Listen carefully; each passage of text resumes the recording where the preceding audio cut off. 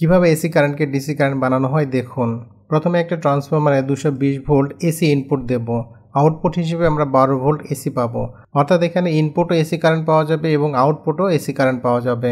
এবার আমরা 4টা ডায়োড এমনভাবে সংযোগ দেব যেন ডায়োডের 2টা সাদা প্রান্ত পরস্পর সংযুক্ত থাকে আর 2টা কালো প্রান্ত পরস্পর সংযুক্ত থাকে। অর্থাৎ সাদা মাথা 2টা একসাথে আমরা সংযোগ দেব আর কালো মাথা 2টা একসাথে আমরা টুইস্ট করে দেব বা সংযোগ বা যেভাবে পারি আমরা কানেকশন দিয়ে দেব। এবার যেহেতু ট্রান্সফরমারের আউটপুট হিসেবে আমরা এসি কারেন্ট পাবো, তাই যে কোনো একটি তার ডায়োডের যেখানে একটা সাদা একটা প্রান্ত একসাথে আছে এইখানে কানেকশন দিতে হবে। ট্রান্সফরমারের আরেকটি তার ডায়োডের যেখানে একই সাথে একটা সাদা একটা কালো সংযোগ করা আছে ঠিক এইখানে সংযোগ দিতে হবে। এবার ডায়োডের 2টা সাদা প্রান্ত যেখানে একসাথে টুইস্ট করা আছে বা সংযোগ দেওয়া আছে এটা হবে ডিসি পজিটিভ বা প্লাস, আর যে 2 প্রান্ত কালো এটা হবে ডিসি নেগেটিভ প্রান্ত।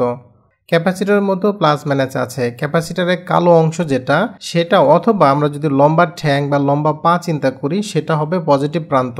আর ক্যাপাসিটরের সাদা প্রান্ত চিকন করে দেওয়া আছে যেটা, এটা হচ্ছে নেগেটিভ প্রান্ত। এবার আমরা এই 2 প্রান্ত থেকে আউটপুট হিসেবে যেটা পাবো এটা হচ্ছে পিওর ডিসি কারেন্ট পাবো। এইভাবেই এসি কারেন্টকে ডিসি কারেন্টে রূপান্তর করা হয়।